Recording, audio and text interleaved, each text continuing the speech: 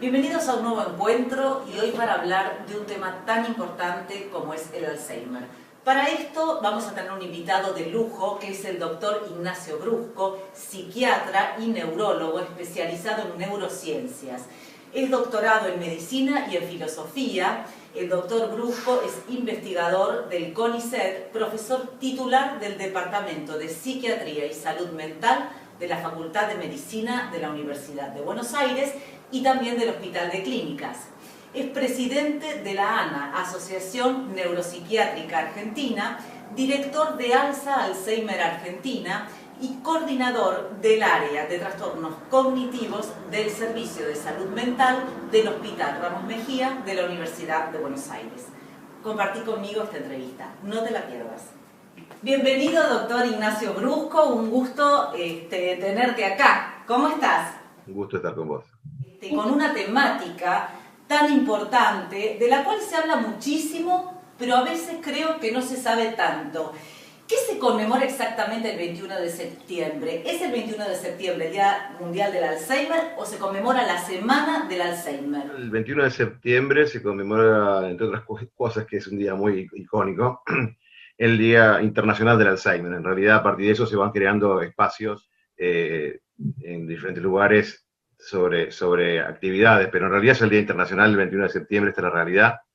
Es una cuestión que tiene que ver con los países del hemisferio norte, porque ese es el día que empieza el otoño, que empiezan a caer las hojas, una enfermedad donde empiezan a perderse cuestiones como la memoria, empiezan a caerse las hojas como un inicio del envejecimiento. El día 21 de septiembre tiene que ver con eso, en realidad. Qué interesante saber esto, desconocía totalmente, ¿no? El simbolismo, el paralelismo, ¿no? Con esa imagen, porque realmente el Alzheimer es un tipo de demencia que justamente lo que hace es esto, ¿no? Desintegrar de alguna forma a la persona. Es así, y como bien dijiste recién, la enfermedad de Alzheimer es una enfermedad no muy conocida, porque es muy compleja además. No es una enfermedad solamente que afecta médicamente, afecta psicológicamente, socialmente, financieramente a la estructura familiar y a la sociedad. Tenemos que la enfermedad tiene tres grandes grupos de problemas.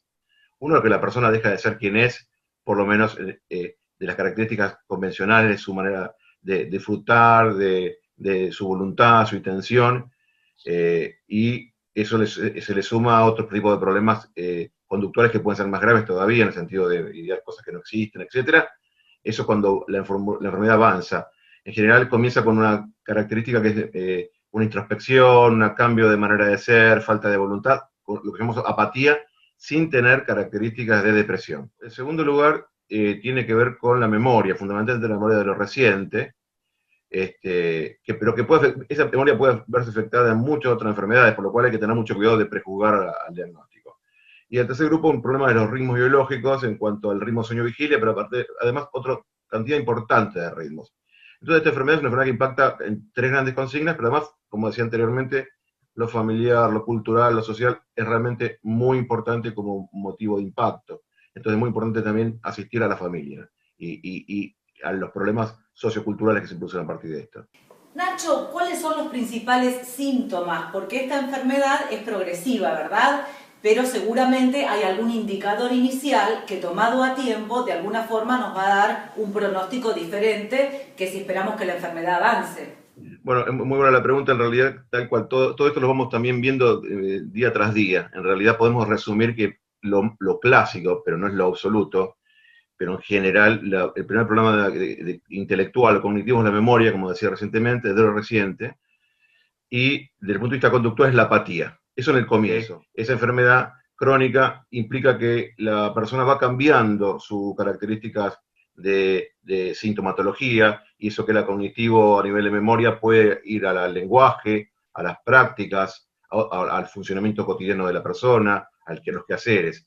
En cuanto a la conducta también, esa cuestión que era apatía después puede transformarse en cuestiones de conducta, en cuestiones depresivas ya con angustia, pero fundamentalmente cuestiones de conducta, ver cosas que no existen, delirar. Eso pasa en años. Nosotros normalmente decíamos que la enfermedad duraba entre 5 y 10 años, y sabe que la persona dura mucho tiempo, con mucha calidad de vida, ha cambiado muy fuertemente, por lo cual hay muchas cosas para hacer paliativas, y muchas cosas para indicar y para desandar, además, en cuanto a no abusar de psicofármacos, sobremedicar al paciente, etc. Y diagnosticar correctamente. Por lo cual hoy los pacientes viven mucho tiempo, dependiendo además de la característica. Nosotros tenemos diferentes características de la enfermedad, a pesar que es una enfermedad en general. La idea es que no todas las personas a pesar de tener Alzheimer tienen un mismo tipo de Alzheimer. Incluso hay un grupo de Alzheimer que son atípicos, que son preseniles, que se dan antes de los 60 años, que no es lo común, pero que existen ese grupo de enfermedades. Hay una película que se llama Por siempre Alice, una película muy paradigmática que marca específicamente eso. Carga genética, como decíamos recientemente, y edad son dos plafones donde se va a sentar esta problemática que afecta la memoria cognitiva, fundamentalmente la conducta de la persona con apatía y algunos trastornos del sueño, del ritmo de sueño. Hablabas hace un rato, y es muy importante, de hacer un buen diagnóstico diferencial, porque tiene, digamos, múltiples síntomas, signos que pueden confundirse con otras cuestiones. Pienso que actualmente, cuando uno tiene un pequeño olvido, sobre todo después de los 60 años, olvida algo en algún lugar no indicado, digamos, guarda algo en un lugar que no es el habitual, automáticamente la gente menciona el Alzheimer.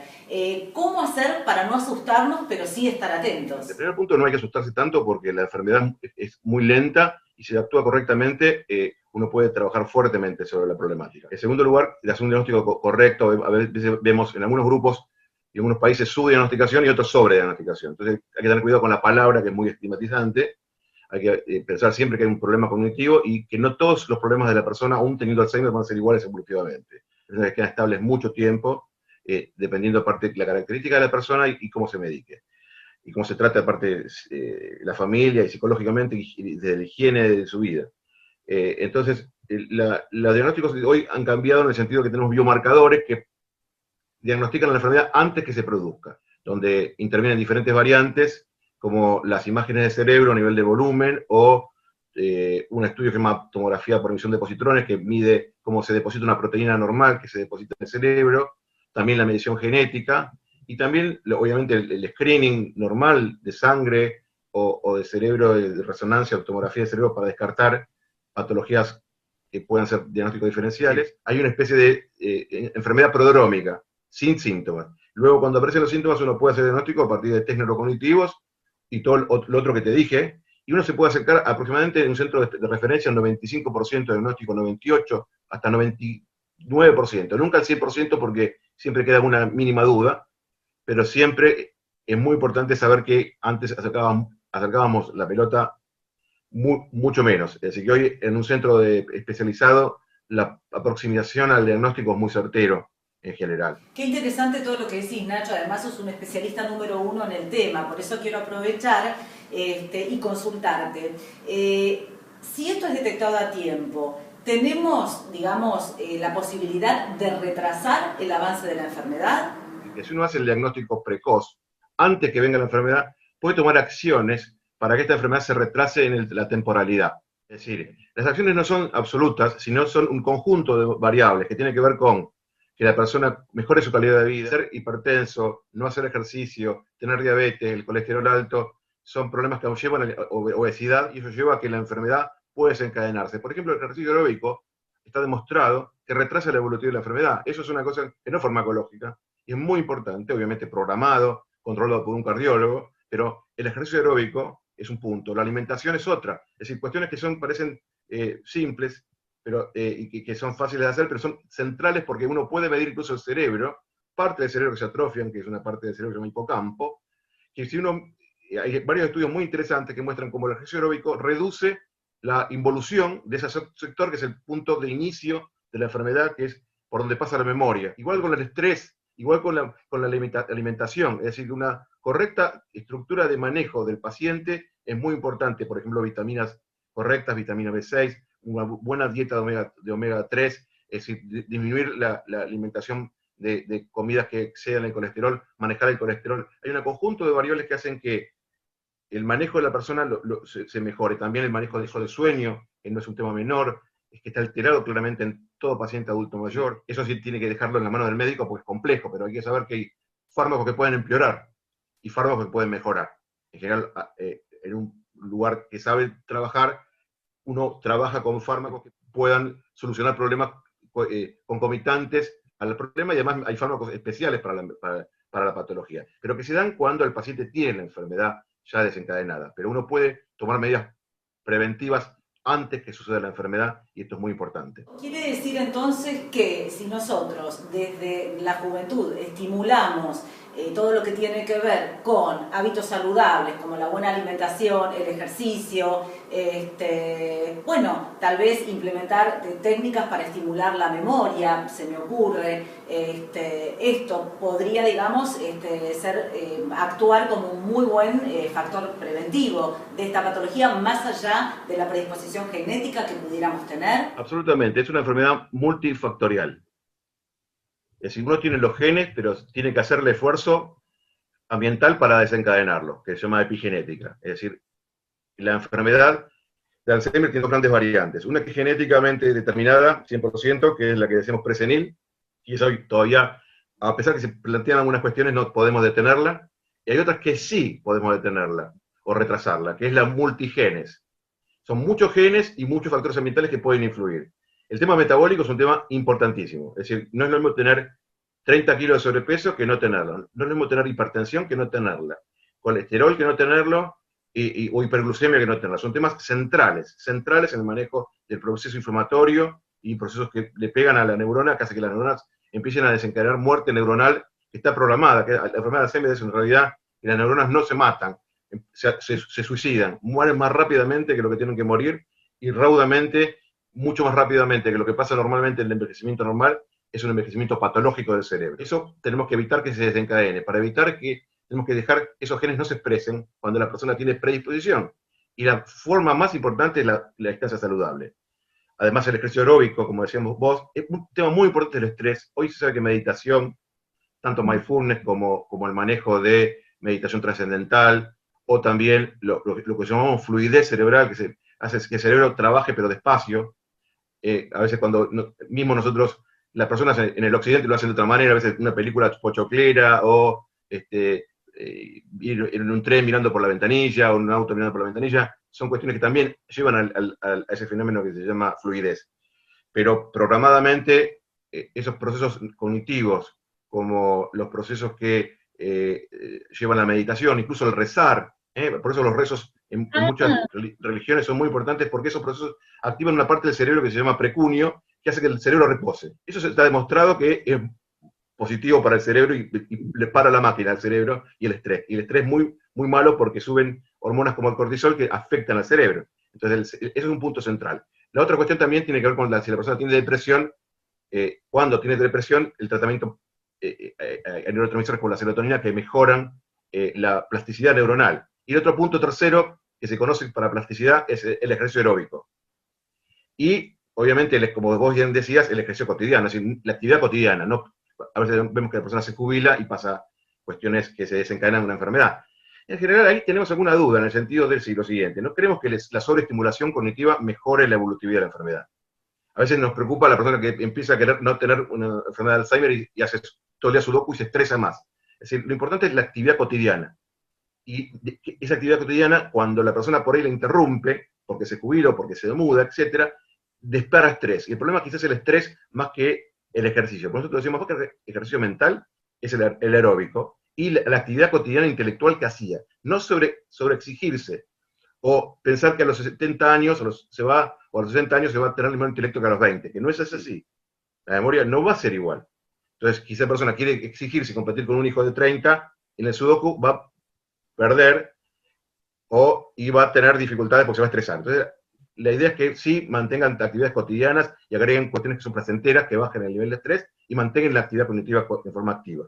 Entonces decíamos, meditación, ejercicio aeróbico, una buena alimentación son puntos centrales para que la persona tenga una instancia de una vida saludable. Fundamentalmente hoy es el peso, porque el sobrepeso controla todo. El sobrepeso controla la hipertensión, controla el colesterol, controla la glucemia. Así que hoy sabemos que la panza del hombre, fundamentalmente, o la obesidad femenina también, cuando esa obesidad genera dificultades metabólicas. Entonces eso es un punto central. Y si uno tiene hipertensión, diabetes por otro motivo, controlarlo, uno puede ser flaco y tenerlo igual, ¿no? En Argentina hoy tenemos medido entre el programa de Alzheimer de la Facultad de Medicina y el de Héctor Eluard, tenemos conjuntamente, trabajamos juntos, tenemos medido la ancestría de nuestras características poblacionales de la Argentina. Por eso es importante lo regional, porque nuestros genes no son iguales que los sajones, que los europeos o los de Estados Unidos. ¿Qué factores psicológicos, Nacho, hay en las personas que sobrellevan mejor esta enfermedad? Pero se puede, digamos, hablar de alguna condición, de alguna habilidad, de alguna característica de personalidad que promueva de alguna forma, digamos, una mejor aceptación de tratamiento y que no evolucione tan negativamente la enfermedad. Sí, es muy importante la pregunta porque a veces esas cuestiones, a veces los neurólogos lo dejamos de lado, ¿no? Y es un tema central. Primero, en el presintomático, ya dijimos, si la persona es optimista, tiene una característica de vida sana, que lo sano de la vida tiene que ver con lo conductual, con la toma de decisiones. Es decir, todo el tiempo estamos tomando decisiones. Se toma la decisión de si uno come o no come, prioriza el hoy, lo que uno llama toma de decisiones racionales, ¿no? Es decir, hay toma de decisiones inmediatas. Entonces la persona que, por ejemplo, decide fumar, prioriza la inmediata sobre la inmediata. Claro. No me importa que tenga un infarto, me importa disfrutar el hoy. Pero es una hamburguesa al futuro. Es decir, hay toma de decisiones. Hay unos que priorizan mucho lo de largo plazo, quizá no sea lo mejor, otros mucho lo de corto plazo, quizá el término medio sea lo importante. De eso, en esta instancia, la conducta es importantísimo, el factor de personalidad. Por otro lado, el tema de optimismo, tomar la vida en forma mucho más tranquila, baja el estrés y va claramente a ser un factor para la hipertensión, la hiperglucemia, la alimentación, la obesidad y el cortisol que nos va a circular en el cuerpo todo el tiempo. Este es un punto no menor. Eso en lo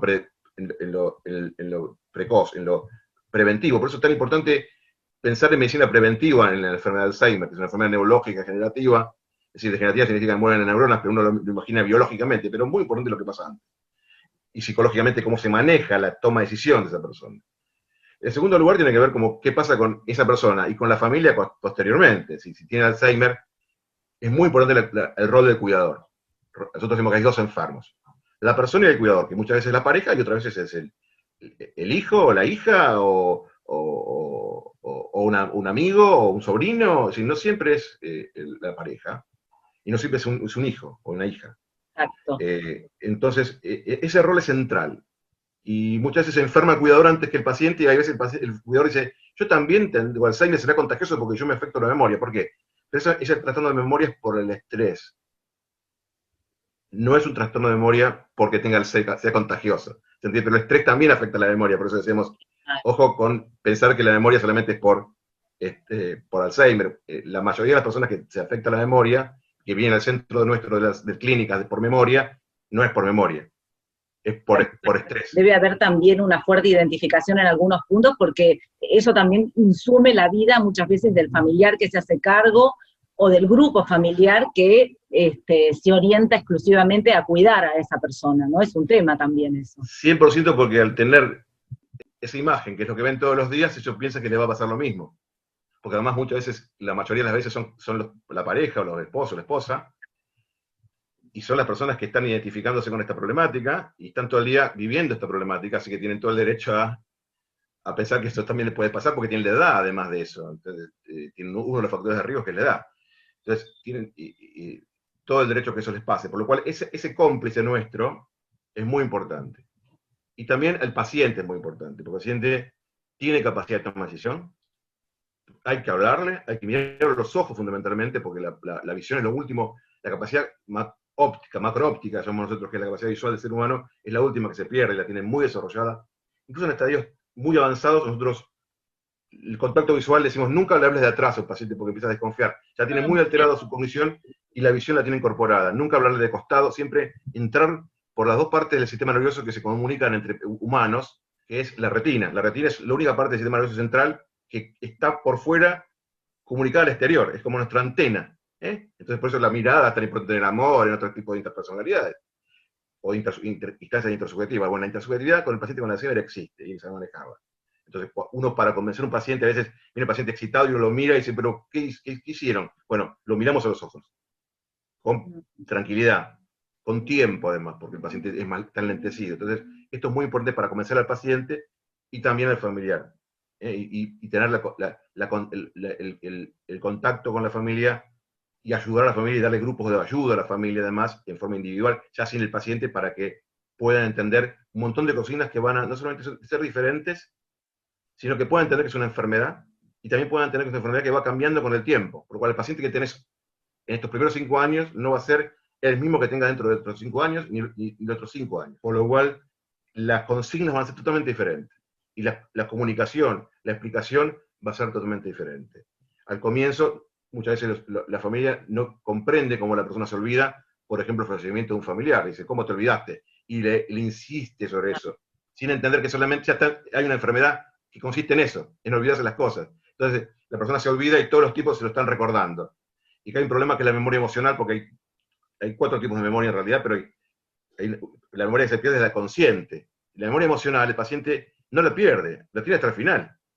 Entonces la persona sabe que hay un problema con la angustia, ni sabe cuál es, y si uno se lo va recordando, por ejemplo, la muerte de un familiar, es totalmente contraproducente. Bueno, esta consigna que pasa una tontería, todo el tiempo, por ejemplo, se le muere la hermana 5 veces por día, y va acumulando información negativa en su emoción, y ni sabe por qué. Entonces es un punto central. Imagínate, como estas consignas hay un montón, uno tiene que explicarle que la verdad que nosotros la vamos conociendo, imagínate la familia, que explicárselo claramente, con un idioma claro, que es un problema real, y que además no lo hace de malo, porque a veces incluso hasta se enojan con el familiar, a veces justificadamente, porque no entienden que esto es una enfermedad, y que el paciente no lo hace porque sí, y muchas veces cohabita con él, que empieza a tener estrés crónico, y está en burnout también, cansado, fundido, empieza a interrelacionar, y que además el adulto mayor tiene otras patologías. Uno tiene una cosa y el otro tiene por ahí problemas cardiológicos, con carcinoma, problemas graves, renales, etcétera. Es decir, que hay que comprender que tenemos muchas veces, siempre, como te decía, 2 pacientes generalmente, y que cohabitan, y hay que entender que esa persona que tiene la enfermedad de Alzheimer empieza a tener problemas de personalidad y cambia su manera de ser, se desestructura su manera de ser, y esto realmente es un problema importante, porque es siempre la misma persona, pero su manera de ser no es la que estaban acostumbrados a la que fuera, y hay que acostumbrarse a la nueva manera, hay que entender la nueva subjetividad. Siempre hay que encontrar que la emoción va a seguir estando presente hasta el final, ¿sí? Pero hay que entender que no va a ser exactamente la misma manera de ingresar a esa emoción.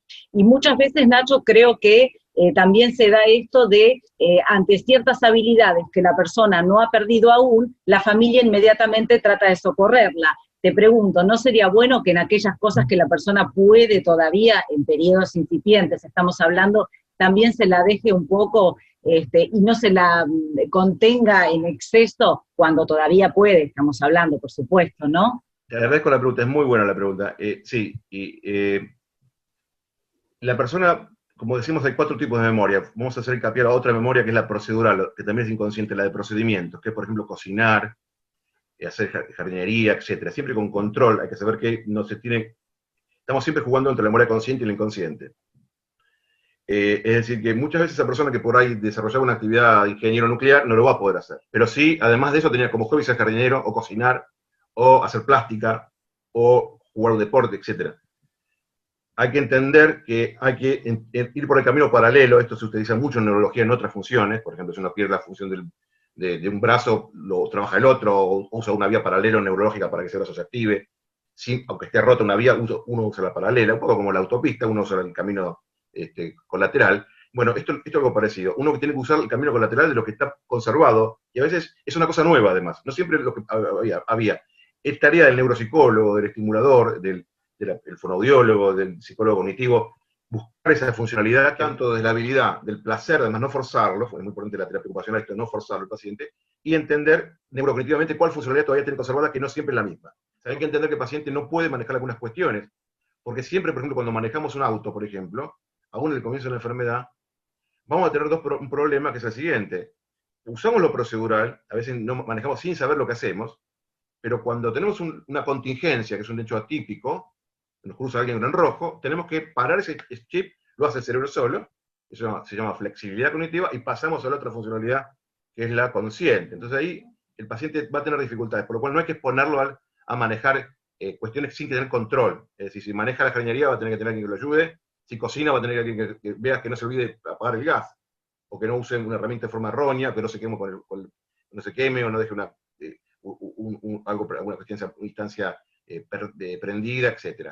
Esto es muy importante. Entonces siempre es encontrarle el rol, pero con terapia ocupacional o con apoyo, no dejarlo abandonado al paciente en ese sentido, y saber que hay algunas funciones que ni estaban descubiertas y que las puedo usar. Otra cuestión es la música. La musicalidad es muy importante. Es la música del pasado, fundamentalmente, que está conservada para la calidad de vida, la mejoría y la calidad cognitiva del paciente. Entonces, musicoterapia también es central en algunos pacientes que tienen desarrollada esa funcionalidad y que está en otra parte del cerebro y que se queda conservada muchos años y que puede dar actividades al paciente, darle calidad de vida, dignificarlo y mantenerlo activo y que la enfermedad sea mucho menos agresiva. Tiene una gran complejidad esto, ¿no? Aborda, digamos, muchas aristas, y por lo tanto me parece que es importante destacar el abordaje interdisciplinario, multidisciplinario, como la clave de todo esto, ¿no? Absolutamente, absolutamente. Como pocas enfermedades, una enfermedad que necesita lo transdisciplinario o interdisciplinario es central. Y entender que el que guía también tiene que saber bastante de todo, que tiene que saber, primero lo que tiene que saber es ser flexible y tolerante, y entender que requiere ayuda, ¿sí? El profesional de la salud que se ocupe, pues siempre hay un director de orquesta, ¿sí? O un director de cine, que dice quién es el asistente de dirección, quién es el director de fotografía, Es decir, y saber que el director de cine no dirige fotografía, no dirige el arte, no prepara el catering, ¿se entiende? Ni lo sabe hacer. Y hay que tener la humildad de saber que esta persona es especialista en esto, es un genio en esto. Muchas veces algún cineasta no hubiera sido conocido si no tenía un gran director de fotografía o un director un gran músico o montajista. Esto es lo mismo, si uno no tiene un buen psicólogo cognitivo, si no tiene un buen neuropsicólogo, va a estar perdido. Eso es muy importante. Pero también saber la importancia de esto y por dónde va, porque viste que hablamos de conducta, hablamos de cognición, hablamos de ritmos biológicos, hablamos de cuestiones psicológicas, de ejercicio, de cuestiones clínicas médicas, es decir, que es una enfermedad que impacta por todos lados, pero también teniendo en criterio que el paciente es uno. Por eso el paciente es un director de orquesta, porque después todo esto lo volvemos loco al paciente, y el familiar, que son adultos mayores además. Entonces hay que tener muy claro el lenguaje, simplificarlo. ¿Qué le dirías a las personas que tal vez atraviesan esta situación con un familiar? Vos recomendaste al principio también una película. No sé si querés mencionar también eso, como para dar un cierre. El hijo de la novia es realmente paradigmática, como película. Por siempre Alice es una película que trata sobre una enfermedad precoz, por lo cual es muy buena película, pero es para entender la enfermedad, pero no es la adecuada, porque no es lo que le pasa a la gente. Toda la charla, yo creo que hemos sido optimistas en el siguiente sentido. Primero, apuntamos a la presión primaria, que hubiera sido surrealista hablar antes de esto. ¿Sí? Que retrasar que suceda. Nadie es inmortal. Nuestro cerebro tampoco es inmortal. Nuestro cuerpo tampoco, ni nuestros ojos se envejecen, nuestros oídos empiezan a hacer zumbidos, nuestro cerebro se achica. Esto es así. Hay que tratar que se parezca a eso, la vejez del Alzheimer, a la vejez del no Alzheimer. Entenderlo, y para hacerlo se requiere hacer las cosas precozmente. 30, 40 años antes que suceda la enfermedad, ya se están depositando proteínas en nuestro cerebro, por lo cual esto no hay que iniciarlo a los 55, hay que iniciarlo a los 20. Tal cual. Es muy importante la prevención primaria, la salud que tengamos a los 30 años va a impactar a nuestro cerebro a los 60, a los 70. Es un punto. El otro punto es que anteriormente, cuando teníamos esta enfermedad, las personas tenían una calidad de vida muy mala y sobrevivía de 5 años, hoy llegamos hasta los 20, 25 años de sobrevida.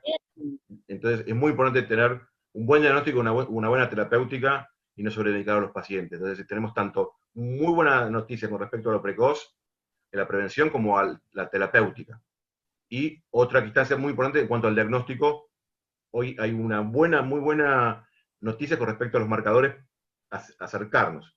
Y estamos esperando, por último, el tratamiento final, que cada vez hay más protocolos de tratamiento, pero no podemos albergar expectativas todavía realmente en este punto, ¿sí? Todavía nos quedan años para este punto, pero sí, todas las cosas que se van haciendo, estos microfactores que vamos hablando, que todos fueron analizados, y hay miles de trabajos de cada uno, agrupados, hizo que el paciente, en vez de vivir 5 años, viva 20, y con muchísima calidad de vida. Y también hizo que sepamos que en realidad no tenemos que intervenir en el paciente, tenemos que intervenir en lo que llamaríamos metafóricamente prepaciente, es decir, antes que suceda, y la calidad metabólica del paciente, la higiene de vida es central. Y parte de la higiene de vida es tampoco enloquecerse con la enfermedad, sino bajar el nivel de estrés, es un punto central. Un lujo haberte tenido porque sos un especialista capo total en este tema, así que bueno, un placer poder difundir esto en la comunidad para que la gente de alguna forma tenga una llegada a vos y vea todo lo que se ha avanzado, un montón de cosas que dijiste que realmente uno no las sabe habitualmente. Te agradezco muchísimo porque sos una persona muy ocupada, con mucha actividad, y sé que hiciste un esfuerzo grande para poder dar esta entrevista. Muchísimas gracias y ya te convocaremos de nuevo, Nacho, por favor. Para mí es un placer y es muy importante el rol que ocupan ustedes en la comunicación, porque ustedes simplifican y son los que muestran la película que hablamos hoy. Así que, al contrario, para mí es un placer y estoy a disposición para cuando quieran de nuevamente. Te dejo un beso grande y nos vemos. Hasta luego. Gracias. Chao.